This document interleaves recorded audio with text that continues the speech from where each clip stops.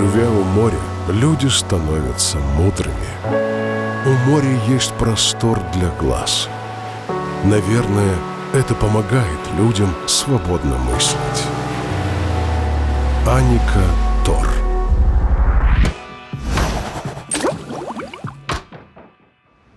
Тут очень спокойная атмосфера. Конечно, Такой, потому что на холоде всегда спокойно, холод он статичен. Привет, друзья, это Орел и Решка, и мы продолжаем кататься по морям. У-ху-ху-ху. И мы на Азорских островах. Если честно, то мы приехали сюда из-за меня. Никак не могу забыть твой успех с китами в Доминикане. Мне так хотелось увидеть хотя бы вот оно одного, что. хотя бы маленького рикошалота. А здесь миллион шансов, Коль, здесь 23 вида китов. То есть я могу выйти за хлебом и встретить кита. Супер, на то мы решили. Иди за хлебом, смотри кита. Все, а я пойду за омаром. Я бы предпочла смотреть. сначала монетку посмотреть, а потом уже кита. Такая вот ты хитренькая у нас. Как бы и рыбку посмотреть, и в спорткар присесть. Да. Орел. Решка.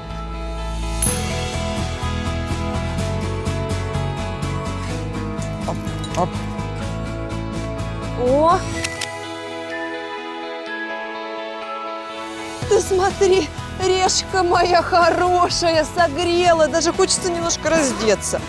Ну, хорошего уикенда. И монетку Как будто прихвати. если ты разденешься, кит быстрее выскочит.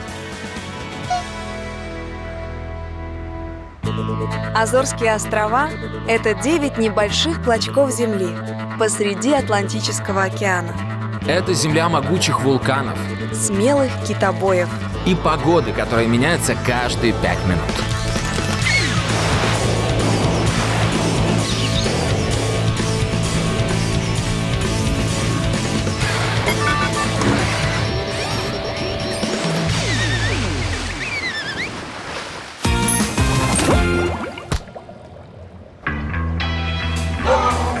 Прилетев на остров Фаял, туристы сталкиваются с двумя проблемами.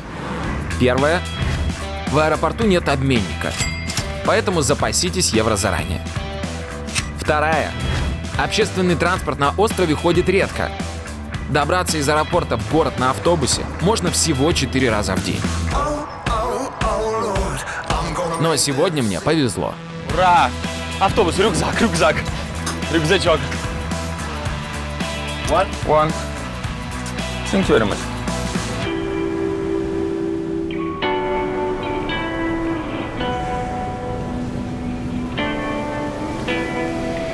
Вот интересно, автобус такой огромный, а пассажиров всего 1, 2, 3, 4 пассажира. Все дело в том, что Фаял – рыбацкий остров, и туристы приезжают сюда редко. Миленько. Маленькие домики такие. Похоже на какой-то дачный поселок, либо частный сектор. С жизнью рыбаков вас познакомит Коля. А я взяла такси, чтобы добраться до порта и отправиться на соседний туристический остров Пику.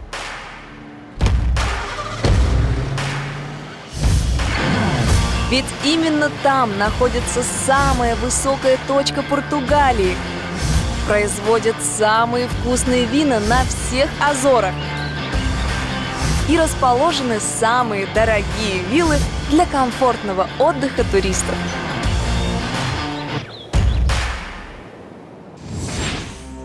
Thank you very much. Я приехал в самый большой город острова под названием Орта. Это типичный португальский городок с узкими улочками, маленькими белыми домиками и красными черепичными крышами. Главная достопримечательность города и рыбацкого острова в целом – это порт. Порт Орты считается одним из наиболее важных в мире. А все потому, что это главная пристань всех яхтсменов и мореплавателей, кто решил пересечь Атлантику. Здесь в порту находится уникальный культурный объект. Это бетонный водораздел, где каждый уважающий себя и свое суденышко моряк оставляет какую-нибудь надпись, рисунок, что-нибудь, что символизирует его корабль. Говорят за тем, чтобы обеспечить безопасность судна. Он приносит удачу, помогает выстоять в любую погоду, в любой шторм, пройти любое море. И это именно то, что нужно нам. Потому что у нас тоже есть свое суденышко, называется «Морской сезон». И сейчас мы нарисуем его логотипчик и можем снимать еще хоть 70 сезонов. Я, конечно, не обещаю, что это будет красиво и похоже на наш логотип, но это будет интерпретация на тему. Потому что я художник, я так вижу.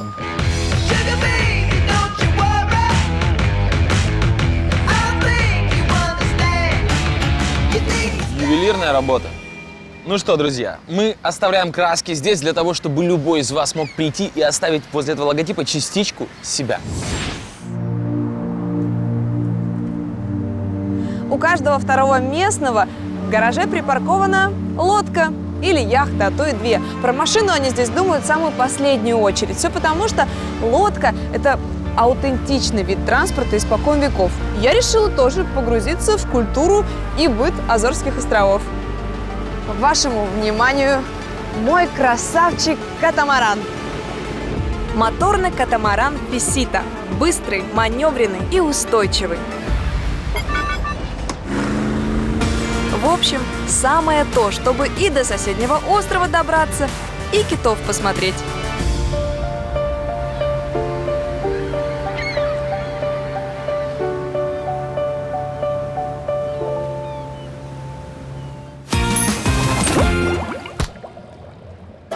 Напротив порта есть еще одна достопримечательность острова Фаял.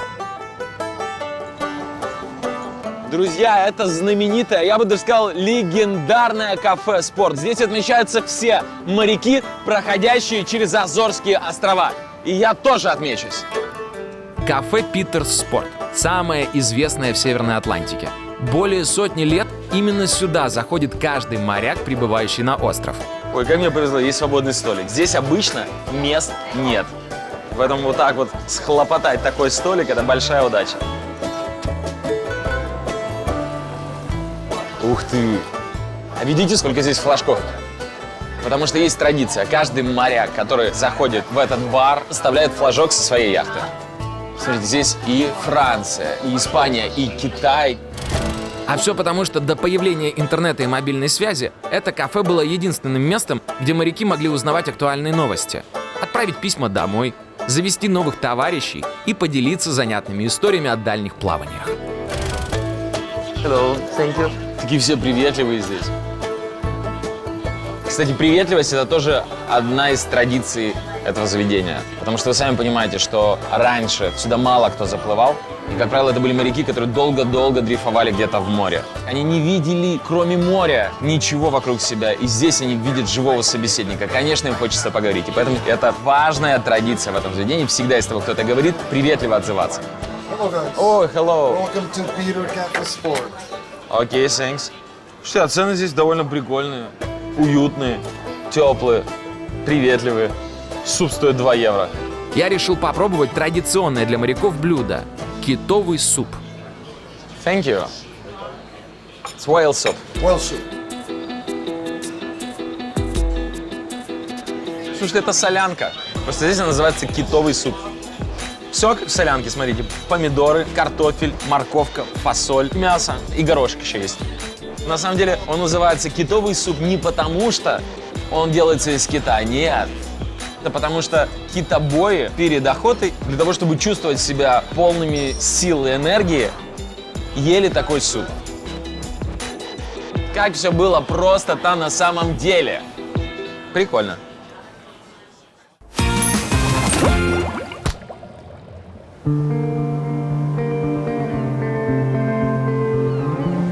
Полчаса в пути, и я на месте.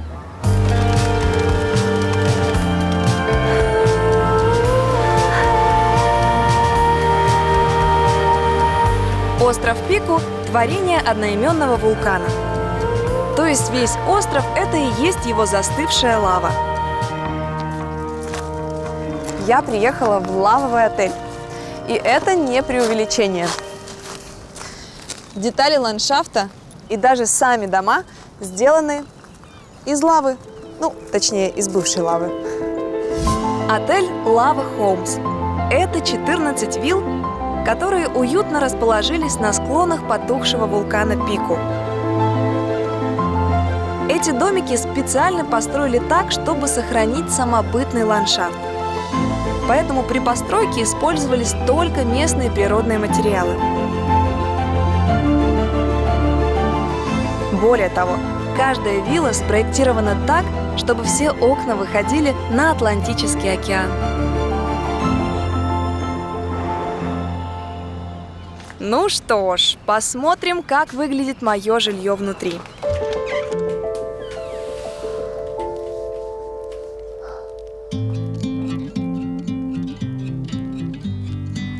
Первое, что встречает меня на вилле, это аромат камина. Иначе не сказать, такой запах. Это так все поэтично. Капельки дождя за окном. Огонь. У-тю-тю. Мне очень нравится. Всякие деталюшки. О, смотрите, такая вот мелочушка просто. Это подставка под горячий. Ну, такая прелесть, правда? Пледики, подушечки, свечечки. Вот это все напоминает мне стиль Хьюге. Умение наслаждаться простотой в мелочах. И создавать вокруг себя уют с помощью природных компонентов. Все из натуральных материалов. Даже тряпочки висят из натуральной ткани. Идем глянем, что на нижнем этаже.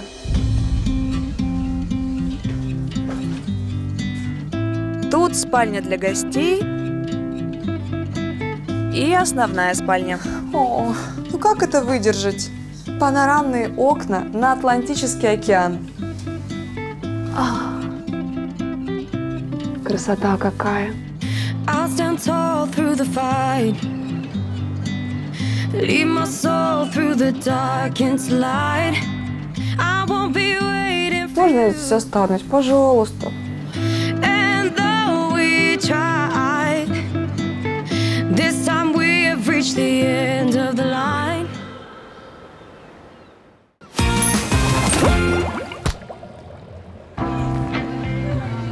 Поскольку остров Фаял — это родина китобойного промысла, я решил спросить у официанта, можно ли пообщаться с настоящим живым китобоем.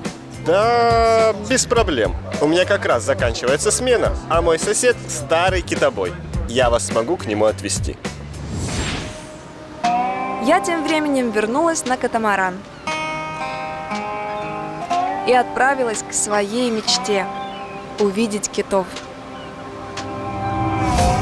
Между Азорскими островами Пику и Сан-Джорджи проходит миграционный путь около 20 видов китообразных. То есть треть всех китов в мире. Здесь одновременно можно увидеть зубастых кашалотов, горбатых китов и многих-многих других. Именно поэтому здешние воды более 300 лет были настоящим клондайком для китобоев. Мне трудно представить, что чувствовали рыбаки, которые пытались поймать кита буквально голыми руками. Не было вот таких вот профессионально оснащенных лодок для того, чтобы искать вообще китов в море. Это я сейчас в удобном дождевике, все у меня есть. А раньше как? Брали лодку, пару шлюпок и с гарпуном пытались догнать этого несчастного кита. Не всегда эта попытка увенчалась успехом, потому что кита можно было просто ранить, и он переворачивал эти шлюпки и убивал рыбаков. Короче, китобой пригласил меня домой и покажет китобойное судно. И много китобойных снастей. Короче, это просто эксклюзив. Пошли. Знакомьтесь, Антонио – китобой. Антонио сейчас 78 лет, а начал он охотиться на китов, когда ему было 14. По его словам, попасть гарпуном в кита – это лишь малая часть ловли. Потом кита нужно подтащить, умертвить и, наконец, вытащить. Для этого нужна команда из 7 человек. В среднем процесс занимает около 12 часов. После того, как кита вытащили, его привязывают к лодке и транспортируют к берегу. Это парус. А сюда ставится мачта. А вон наверху стоит гарпун. Это копье, которым добивают кита. Ничего себе. Это весло. То есть это то самое весло, которым он греб, когда ему было 14 лет. Слушай, мне 30, я его еле поднимаю. Честно говоря, когда я слышал словосочетание «китобойное судно», я думал, что это что-то огромное, что это большой корабль. А оказалось, это большая лодка. Раза в 2 меньше среднестатистического кита. По словам Антонио, ловля китов – опасное ремесло, и ничего романтичного в нем нет. Все четко понимали, каждый выход в море может быть последним. Но, несмотря на это, китобои продолжали охотиться. Ведь ловля китов была единственным способом прокормить семью. Выловив кита, рыбаки продавали все. Мясо, зубы, кости, кожу, но больше всего был ценен китовый жир. Из него делали свечи, мыло, маргарин и лекарственные мази. Так только на жире с одного кита можно было заработать $2000, что на то время равнялось 3 килограммам золота. Со временем количество китов в местных водах стало уменьшаться, а некоторые виды и вовсе вымирать. Поэтому более 20 лет назад китобойный промысел запретили. Поскольку китобои были физически сильными людьми, часть из них ушла в армию. А часть, как и Антонио, стали полицейскими. Но некоторые китобои продолжили выходить в океан. Правда, уже вместе с туристами. Чтобы не охотиться, а наблюдать за китами. И спустя 30 минут мне таки улыбнулась удача.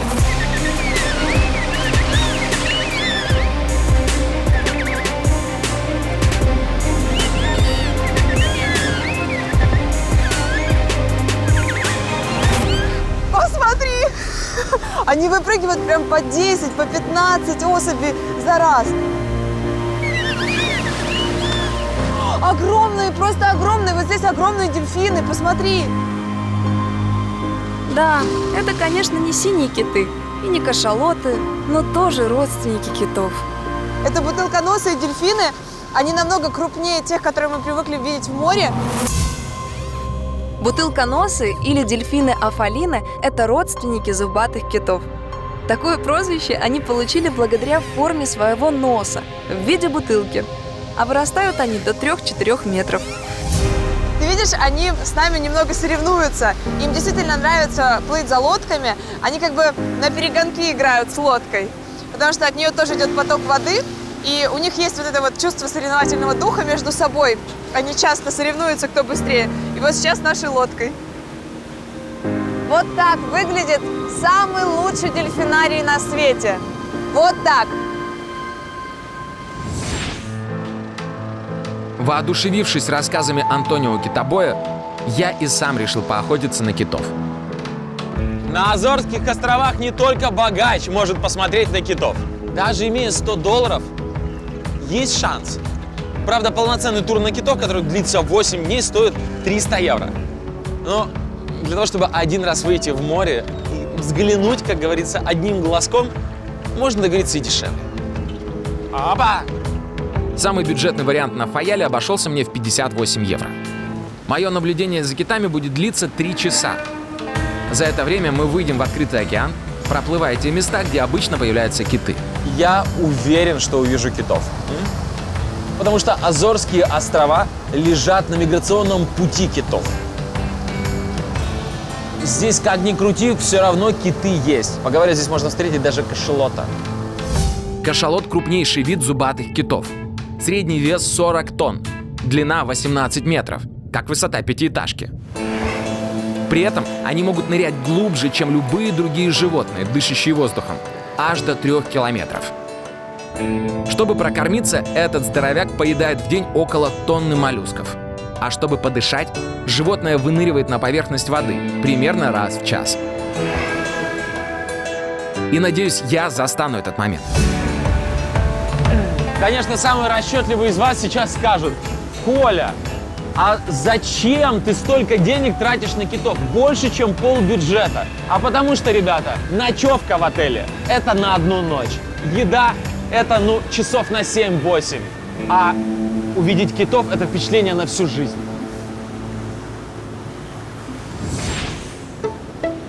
Так, ну что, одних родственников кита увидела. Кто еще сегодня покажется? Товарищи дельфины, скажите, пожалуйста, вы кашалота не видели?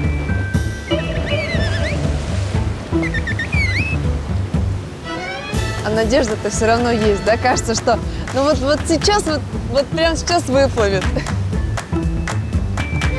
Они-то все здесь есть. И киты, и кашалоты, и разных видов. Просто под водой. Оказалось, из-за потепления и изменения климата в последние годы сезонность и миграционный путь китообразных стал меняться. И в тех местах, где испокон веков видели китов, они стали появляться все реже и реже. У меня случился китодефицит. Когда грустно, досадно, мокро и ни одного кита.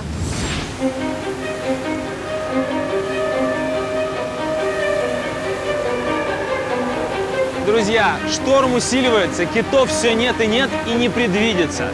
Волны становятся все больше и больше. Капитан говорит, что не хочет рисковать, и поэтому мы возвращаемся, к сожалению, в порт.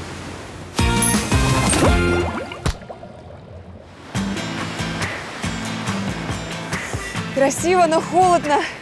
Надо немножко наесть жирка. И заодно попробовать океан на вкус.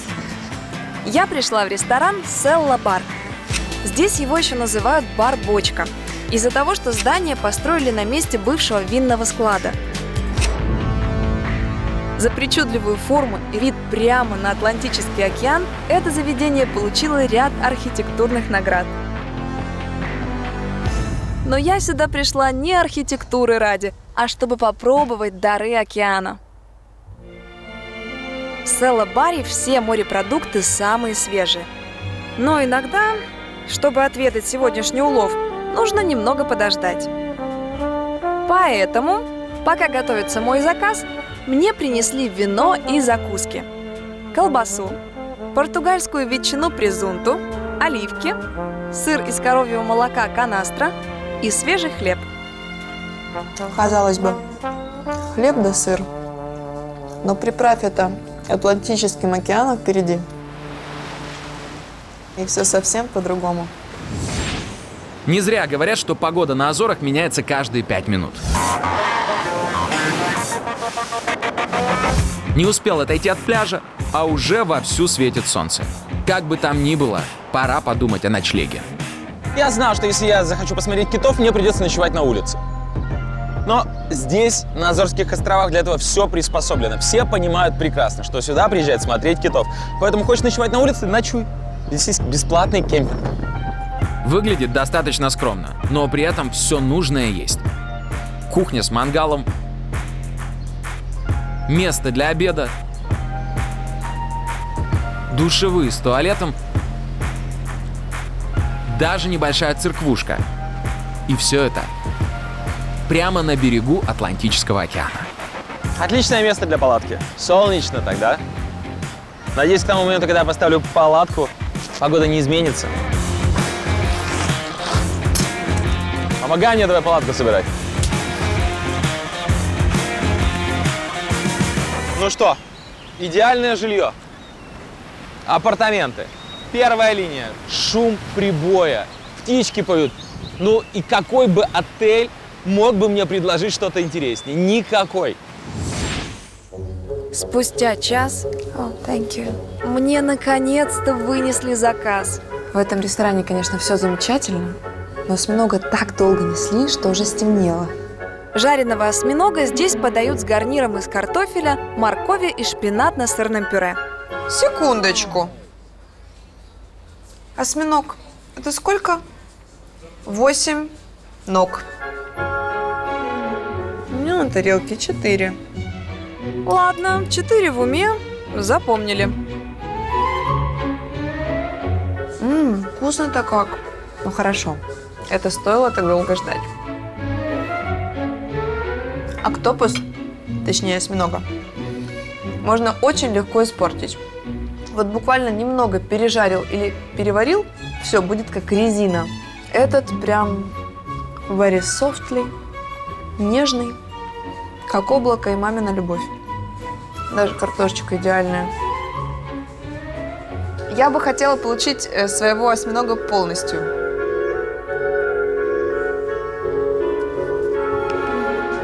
Нет, не то чтобы я слишком много ем, просто он тут действительно идеальный. Вот редко, когда так готовят. Мягкий, вкусный.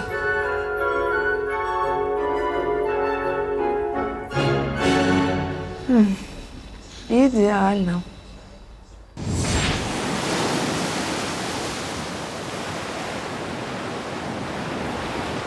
Спокойной ночи. Я даже не думал, что вечером здесь может быть так холодно.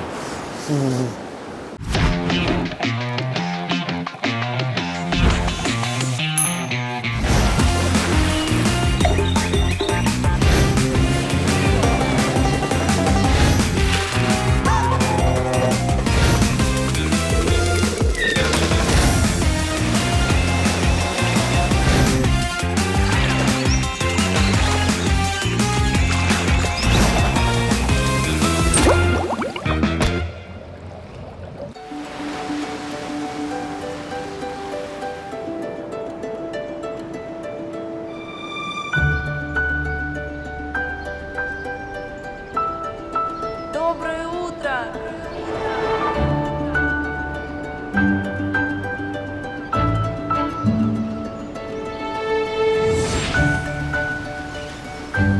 Время куколки подошло к концу. Сейчас родится бабочка! У-ху!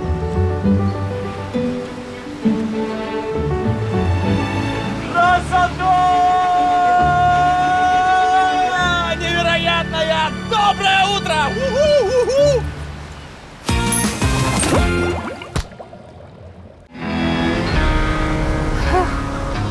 Ой, ну что ж за чудесная погода.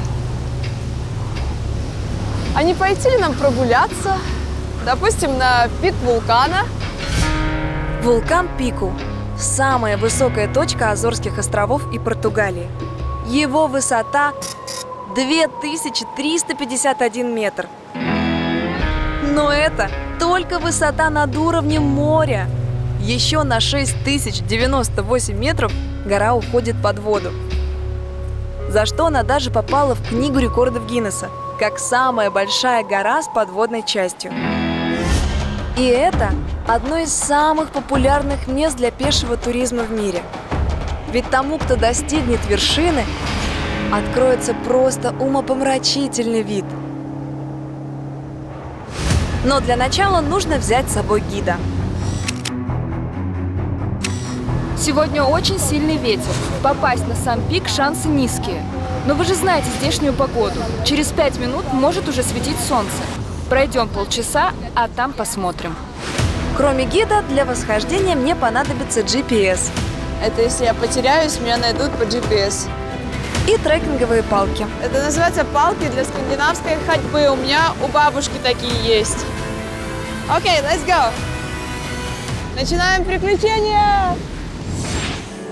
Я тоже отправился на самый большой вулкан своего острова – Калдейру. Но погода испортилась и у меня.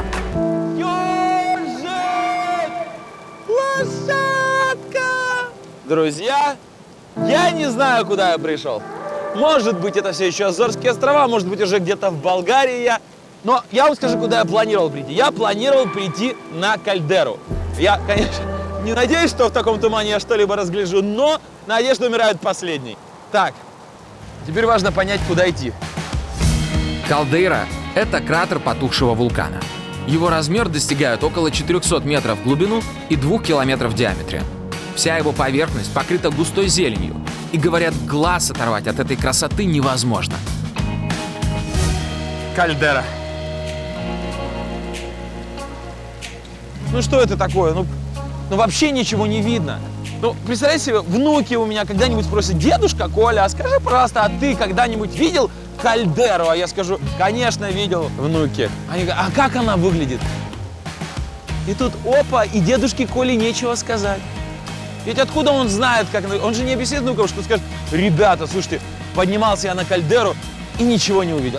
И причем абсолютно неважно, в какую сторону я сейчас смотрю. Вы знаете, это тот случай, когда я поднимаюсь на кальдеру, становлюсь к ней спиной, и, в принципе, впечатления те же.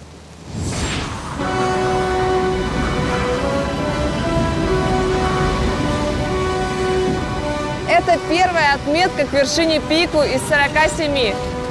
Осталось 46. В среднем между этими отметками 50 метров. И восхождение на вулкан Пику занимает 3-4 часа. Но с нынешней погодой мое путешествие может затянуться. Вообще, это все заповедная зона. И, что примечательно, ходить здесь можно только по дорожке для трека. Вот по вот этому мху, травке ходить нельзя, чтобы не разрушить экосистему. Склоны вулкана Пику будто усланы ценным изумрудным ковром. Здесь растет более 60 видов растений, часть из которых не встретишь нигде, кроме как на Азорских островах. Попадая в эту первозданную красоту, можно представить, какой была наша планета несколько сотен лет назад.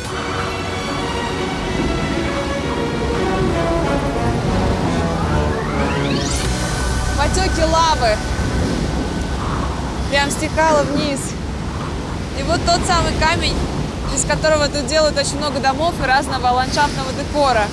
Бывшая лава.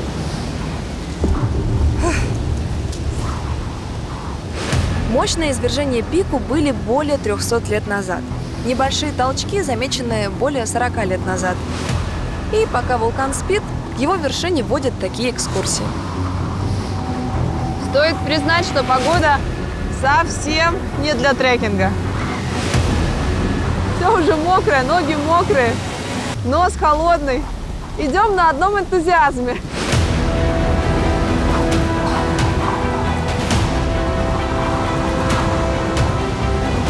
Теперь мне эти палки нужны для того, чтобы цепляться, потому что сдувает ветер назад. Мне кажется, он усиливается. То есть, когда мы поднимались сюда, это все были цветочки, оказывается. Чем выше будем идти, тем ветер усиливается сильнее и сильнее. Там мы находились как бы в такой низинке. А вот там ветер дует уже по-настоящему. Вот и сейчас я прям облокачиваюсь на ветер. Это всего лишь вторая отметка к вершине, а здесь уже сдувает так, что надо прям себя держать. Поэтому гид настояла сделать привал. В укрытие.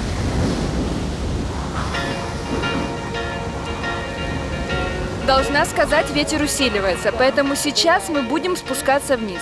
Может быть, там наверху будет солнце. Знаете, бывает так иногда облака, а потом наверху солнышко. Да, иногда так бывает. Поэтому мы сейчас проверим облачность на вершине. А, я? 100% облаков. Это слишком плохая видимость. Сейчас проверим еще скорость ветра. Когда мы начинали, ветер был не настолько сильный, а сейчас 80 км в час. Когда мы только начинали наш трекинг, ветер был 60-65, но чем выше поднимаемся, вот он усиливается 95-100. Вот и так обидно, приезжаешь на 2 дня, погода портится и все, никакого праздника. В такой ситуации важно сохранять здравый смысл и все-таки спуститься вниз. Дело в том, что еще кое-как, еще пару вершин мы бы прошли наверх, но спуститься потом будет в 2 раза тяжелее из-за ветра. Но мы все равно молодцы, мы прошли 2 points, yes? Здесь, конечно, красиво, и даже сейчас видно, насколько тут все зеленое, и это еще и заповедная зона. Поэтому приезжайте, покоряйте Пику в хорошую солнечную погоду и пришлите мне фоточки, как там вообще красиво. Ладно?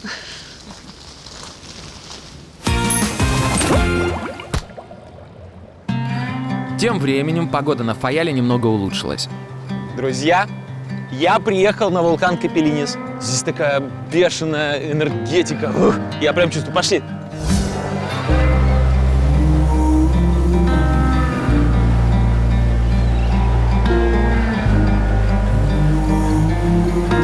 Совсем недавно этого полуострова еще не было. Но 65 лет назад здесь произошло сильное землетрясение. Вода вдруг закипела, и из нее начал подниматься вулкан.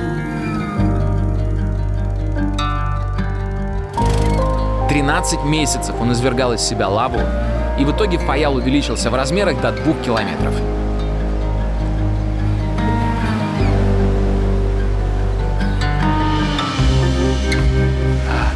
Красота!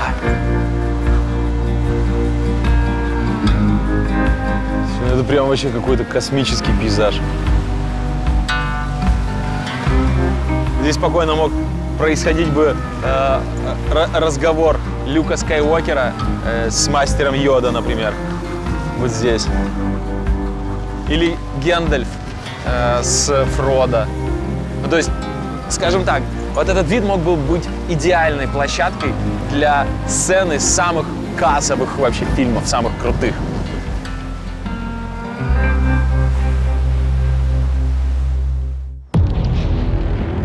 Но эта красота пугающая. В результате извержения с острова было эвакуировано 1500 человек. Они покинули свои дома и больше сюда не вернулись. Ведь вулкан может проснуться в любой момент.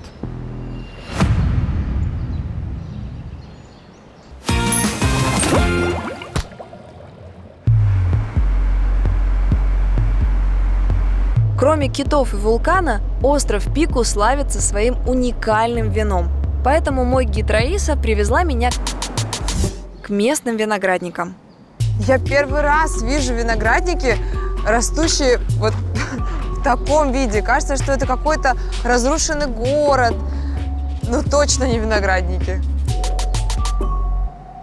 Здесь виноградная лоза растет вот в таких кураишах. Участках, огороженных друг от друга небольшой стеной из черного вулканического базальта. Можно заметить, лава очень пористая. Она сохраняет влагу, которая потом питается кустик винограда. Тут, конечно, вот эта вот лава везде. И отели из нее строят, и виноградники конструируют. Но эти лабиринты сделаны не забавы ради и не для красоты, а для того, чтобы защитить будущий виноград от сильного атлантического ветра и соли. Видите, океан совсем недалеко. С одной стороны, много влаги, что как бы дает больше роста, но с другой стороны, соль и такой порывистый ветер, даже мне тяжело стоять. Я бы сама сейчас камушками обложилась. На этих виноградниках растет преимущественно 3 сорта белого винограда. Из них местные производят крепленое вино, которое я сейчас и продегустирую. Hello. Знакомьтесь, мой сомелье. Фортунато Гарсия. Занимается виноделием 49 лет. Well, no way. Portuguese way. Вино с острова Пику можно попробовать только на Азорах. Иногда в год могут выпустить около 1000 бутылок вина, иногда 2-3. Все зависит от погоды, естественно, от сезона, от выдержки. Ну что ж, приступим. Ну, пахнет замечательно. Вообще не пахнет спиртом. Здесь уже я чувствую алкоголь. Ух. Перед тем, как пробовать, нужно дать своим рецепторам насладиться вином.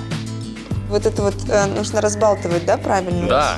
Видите эти потеки? Это значит много алкоголя, поэтому оно медленно стекает.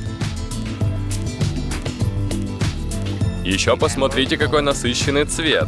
Это потому, что оно находилось 6 лет в бочке, перед тем, как попасть в бутылку. Такой янтарный цвет, прям насыщенный янтарь. Ну а теперь можете попробовать. Необычно. Оно кислое, действительно не сладкое, но достаточно, как для меня, крепкое. Но интересно, вот ты делаешь глоток, и вино раскрывается. Вот я до сих пор чувствую, и немножко по-другому. Теперь оно такое вот более нежное, много пряностей. Так это все выглядит. Сидим мы тут с португальским мужчиной, говорим о вине. Это правда дегустация, если что.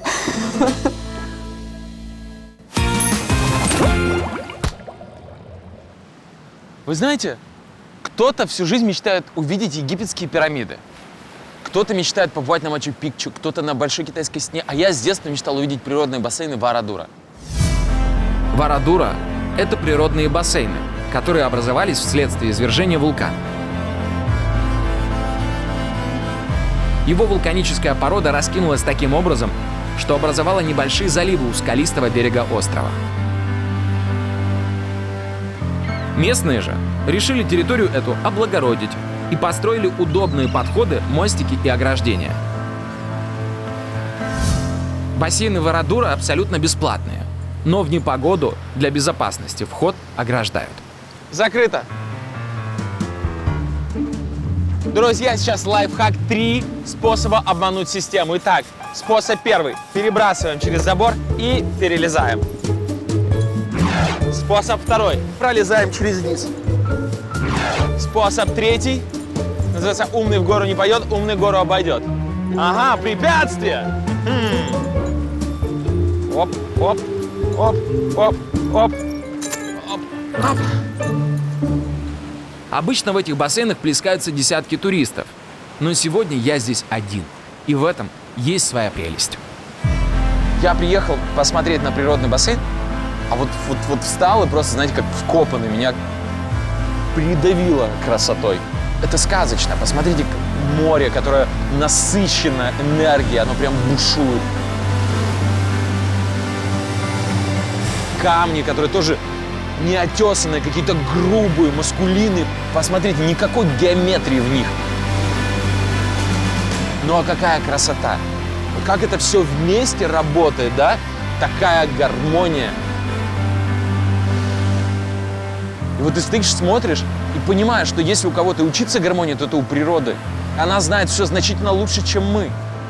И единственное, что человек может, это поблагодарить, принять и, может быть, от себя что-то добавить исключительно для того, чтобы ему было легче в этом находиться. Но не потому, что она где-то несовершенна.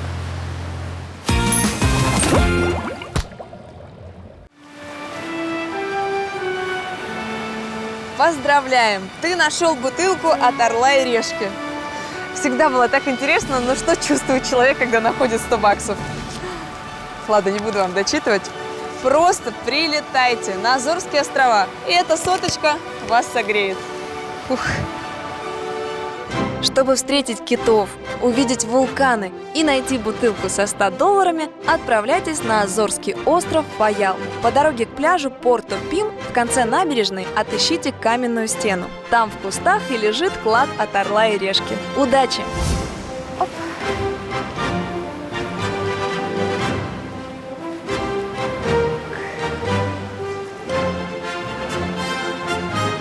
Бутылка будет в кактусе.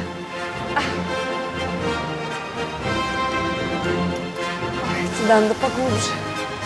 О!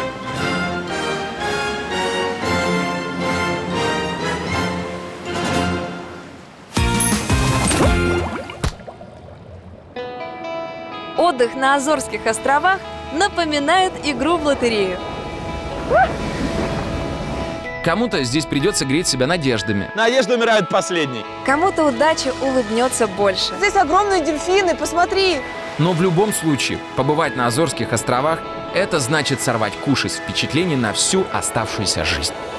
Ура! Автобус, рюкзак, рюкзак. Начинаем приключения! Это просто эксклюзив. Пошли. Это правда дегустация, если что. Как все было просто там на самом деле. Идеально. Еще какой-то космический пейзаж. Красота какая. Красота! Невероятная! Можно я здесь останусь? Пожалуйста.